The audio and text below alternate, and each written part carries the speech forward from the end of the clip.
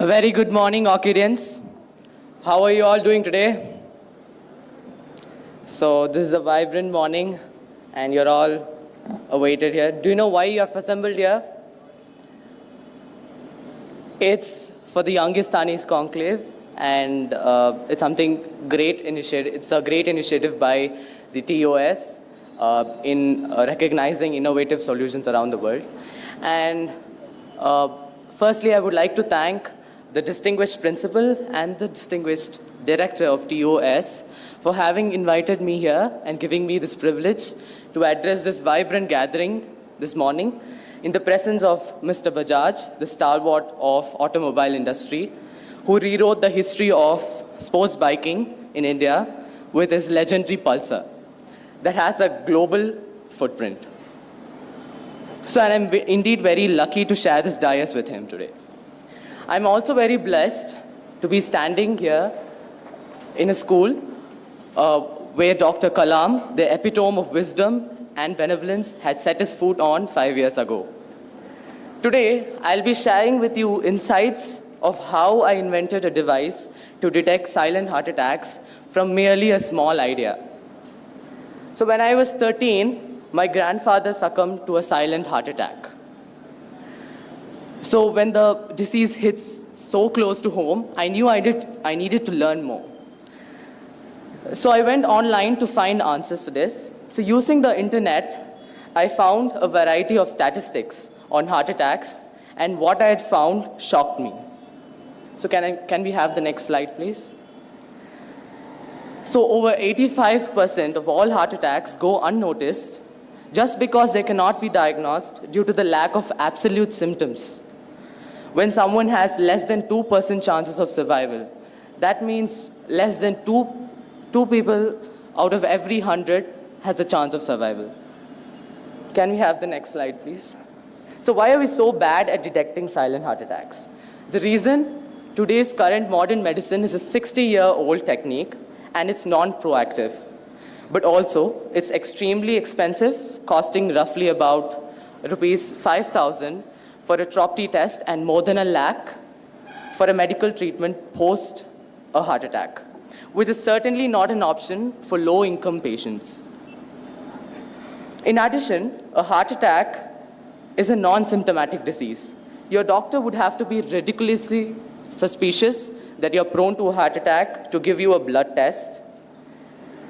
And for example, when a patient is admitted to a hospital, for instance with a chest pain, doctors draw blood and test for a standard biomarker called troponin, which can indicate cardiac ischemia or oxygen deprivation in the cardiac muscle. However, a critical flaw in the blood test is that they are totally ineffective in the detection of silent heart attacks, which often occur with ambiguous symptoms, if any at all. In the case of diabetic patients, the associated nerve damage blocks out the chest pain that would otherwise prompt the patient to seek immediate medical attention. Because silent heart attacks are usually asymptomatic, patients don't have any complaints, and consequently, there's no reason to have this blood test. As a result, silent heart attacks commonly go unnoticed and until they cause a significant irreversible damage.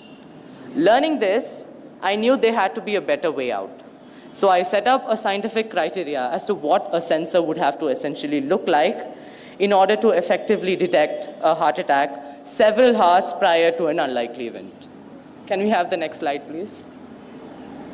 So, the objective of the sensor that I wanted to construe must be inexpensive, rapid, simple, selective, and non-invasive, and most importantly, portable and wearable. The framework to my invention was the significant changes that the organ undergoes before a total failure, which will eventually result in a massive cardiac arrest. To be clear, the heart keeps on signaling out and sending out SOS impulses before completely failing. So I was wondering what the signal could be and how do I detect it. So this formed the basis of my invention. The signal with which the heart is reaching out to you is technically called a cardiac biomarker or a protein that's found at higher levels in your bloodstream on the onset of a cardiac ischemia. This sounds really straightforward, but it is anything but. So you see, you have all this healthy blood and liters of healthy blood, but you're looking for this tiny increase in this tiny amount of protein. So that's almost next to impossible. So then I came across an article on the internet that listed a database of over 8,000 different proteins that are found before a heart attack. Now I decided to go and make it my new mission to go through all these proteins and see which one could serve as an optimal biomarker for a non-invasive detection of these asymptomatic heart attacks. With two conditions in mind. One, it should be a process that incorporates self-diagnosis, and two, it must include early detection. And so I'm just plugging out and chugging out through this gargantuous task, and finally, after innumerable tries, I find my protein. Can we have the next slide, please? And the name of the protein that I located is called FABP3. And it's a protein that's found at levels close to 4 nanograms per ml in normal human beings.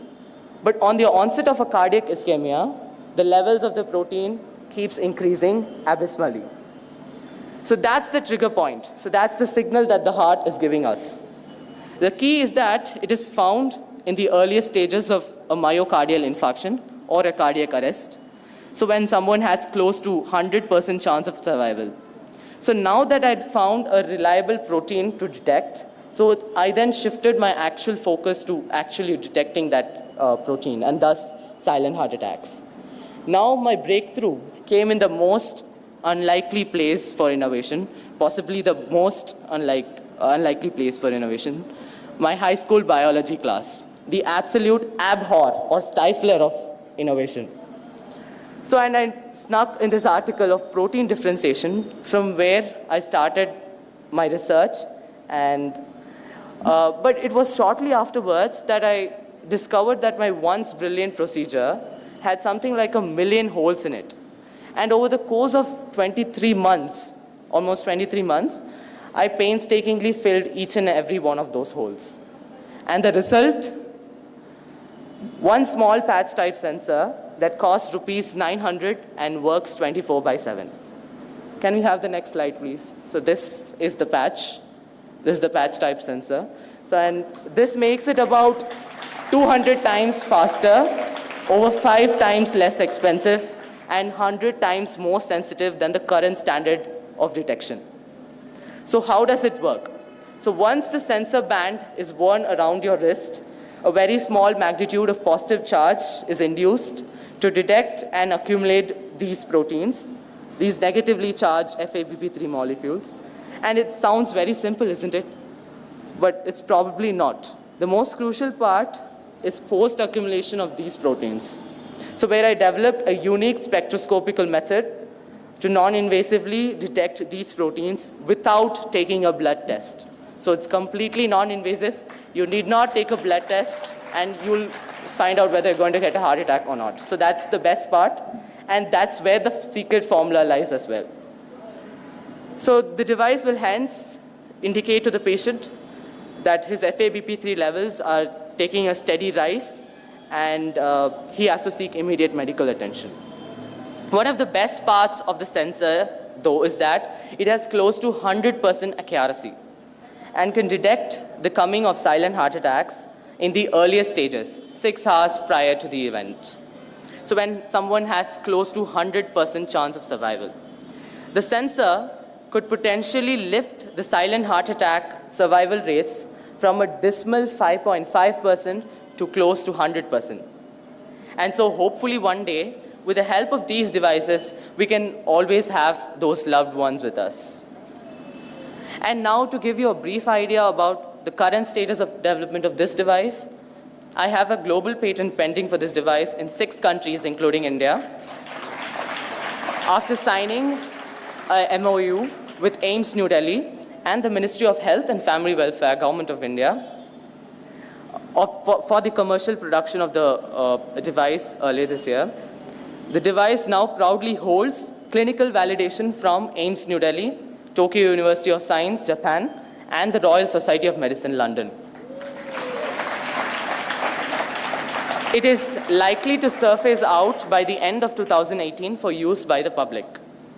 Hadn't my parents supported me in all of these endeavors, be it initial funding until I got a grant from the president, or emotional support at the times when I had tons and tons of failures, I wouldn't have been here before you, presenting to you a device that has the potential to revolutionize modern medicine.